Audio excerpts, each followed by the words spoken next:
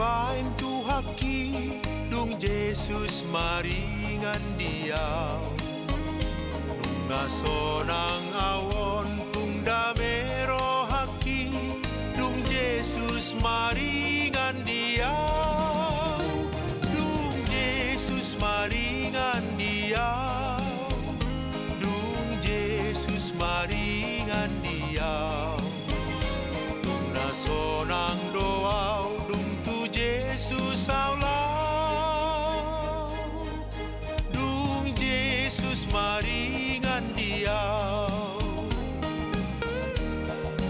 Selamat pagi, salam sukacita buat Bapak Ibu Saudara-saudari dimanapun berada.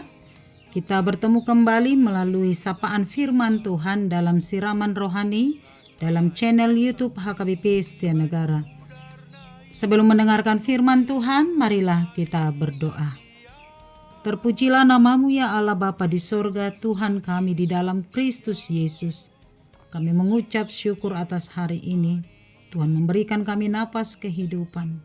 Dan Tuhan menolong kami Bapa yang baik untuk melakukan apa yang Tuhan kehendaki sepanjang hari ini. Biarlah hidup kami dituntun oleh kebenaran firman-Mu, sehingga kami selalu mampu memilih untuk melakukan kehendak Tuhan. Bersabdalah kepada kami dalam Kristus Tuhan kami. Amin.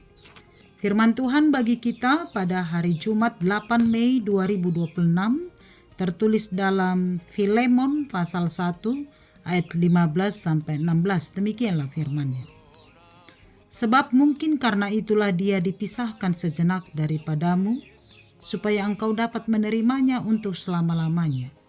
Bukan lagi sebagai hamba, melainkan lebih daripada hamba, yaitu sebagai saudara yang kekasih. Bagiku sudah demikian, apalagi bagimu, baik secara manusia maupun di dalam Tuhan. Demikian firman Tuhan. Saudara-saudariku, jika posisi kita adalah sebagai orang tua, pasti kita pernah merasa kecewa, kesal atas sikap dan perbuatan anak-anak kita.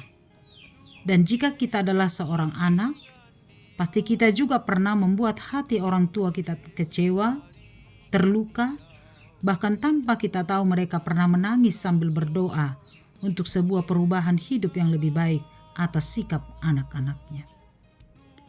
Saudara-saudariku, seorang ibu mencurahkan isi hatinya ketika ia menyekolahkan dan memberangkatkan anaknya kuliah. Dia membiayai segala sesuatunya. Dia mendukung bagaimana anak itu akan menyelesaikan perkuliahannya tepat pada waktunya. Tibalah waktu yang harusnya bahwa anak itu akan mengakhiri perkuliahannya dengan wisuda. Tetapi hal yang sangat mengecewakan bahwa wisuda hanyalah impian. Sebab apa yang terjadi, Bapak Ibu Saudara-saudari? Sebab sudah 2 tahun anak itu telah di-DO dari universitasnya. Begitu hancurnya hati orang tuanya. Menangis, dan sampai membuat sang ayah seketika itu jatuh stroke. Namun adakah orang tua yang tidak luluh saat anaknya datang untuk memohon maaf? Ternyata pengalaman keluarga itu menginang. Dari peristiwa itu, sang anak tersadar dan dia datang memohon sujud kepada orang tuanya, memohon pengampunan. Dan berjanji dia akan berubah. Kondisi tentu tidak boleh lagi balik seperti dulu. Tetapi pertobatan perubahan akan membawa hidup kepada arah yang lebih baik. Sang ibu dan ayah menyambut dia, memeluk anak itu dan berkata, berubahlah dan arahkanlah hidup kepada hidup yang lebih baik. Bapak Ibu saudara-saudariku, apa yang membuat hubungan itu pulih kembali? Jawabannya hanya satu, yaitu cinta kasih. Kasih mampu memulihkan hubungan yang retak, bahkan yang telah hancur. Kasih memulihkan dan memperbaiki bukan hanya hubungan yang retak, tapi memulihkan kehidupan yang telah melakukan kesalahan dan dosa tersebut. Demikianlah yang terjadi dalam nats firman Tuhan pagi ini.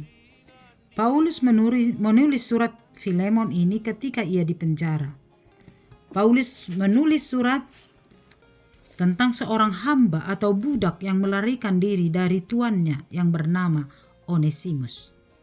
Onesimus adalah budak atau hamba di rumah Filemon.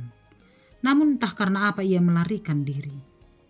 Aturan tentang budak bahwa budak tidak dapat melarikan diri dari tuannya, sebab tidak ada kebebasan daripada dirinya kecuali karena tuannya. Namun dalam pelariannya Onesimus bertemu dengan Paulus. Dan oleh karena pertemuan itu Onesimus bertobat dan menjadi percaya kepada Yesus. Dan pertobatan itu telah mengubah kehidupannya. Kini Paulus mengembalikan Onesimus kepada Filemon.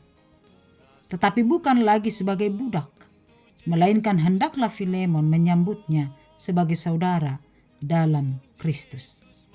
Paulus melihat peristiwa larinya Onesimus yang dikatakan dalam nats ini berpisah sejenak, bukan secara kebetulan saja terjadi, melainkan bagian dari rancangan Allah. Onesimus yang lari sebagai budak yang bersalah, tapi atas kasih Tuhan, Onesimus kembali sebagai saudara yang dikasihi, dan hendaklah Filemon menerimanya sebagai saudara di dalam Kristus. Kasih Tuhan akan memulihkan hubungan yang sempat retak antara Filemon dan Onesimus. Dan surat Paulus ini yang meminta kepada Filemon, oleh karena cinta kasih Tuhan, untuk menyambut Onesimus kembali sebagai saudara seiman di dalam Kristus. Saudara-saudariku, sesuatu hal yang luar biasa kini disampaikan kepada kita melalui nats pagi ini, bahwa iman kepada Kristus akan mengubah pribadi kita dan juga mengubah cara pandang kita terhadap sesama. Hubungan yang dulunya pernah terluka, retak, bahkan telah hancur, namun oleh cinta kasih Allah pasti bisa dipulihkan dengan status yang baru, yaitu persaudaraan di dalam Kristus. Kita semua pasti punya pengalaman adanya hubungan yang retak, baik terhadap saudara kita, terhadap orang-orang yang di sekitar kita, terhadap orang tua kita mungkin bisa terjadi. Namun nats ini mengajarkan bahwa cinta kasih akan kembali memulihkan hubungan yang terpisah itu ketika kita mau mengampuni, mau menyambut kembali, dan mau hidup dalam cinta kasih Kristus. Tuhan bisa memakai hubungan masa lalu yang pahit, hubungan masa lalu yang retak, untuk mempersiapkan sebuah perjumpaan baru yang penuh berkat melalui kasih dan pengampunan. Maka ingat Bapak Ibu, pengampunan dan penerimaan, baik yang yang melakukan kesalahan, tetapi juga sangat berdampak yang baik kepada orang yang menerimanya. Karena itu pengampunan tidak hanya mengubah orang yang salah, tetapi itu juga memberi dampak yang baik kepada orang yang mau mengampuni, mengubah hati kita sendiri.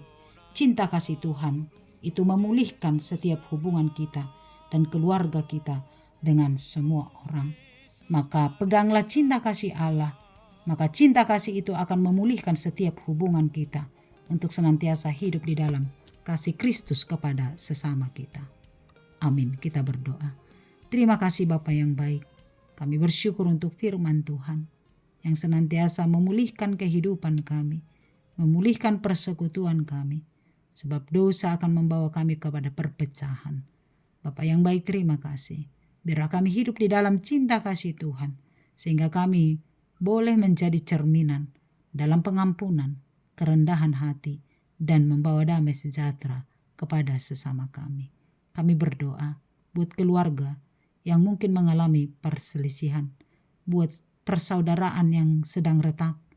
Kami memohon, hamba memohon ya Bapa di surga, biar cinta kasih-Mu memulihkan, sehingga terjadi pengampunan dan hubungan yang pahit, persaudaraan yang retak bisa dipulihkan kembali oleh karena cinta kasih-Mu.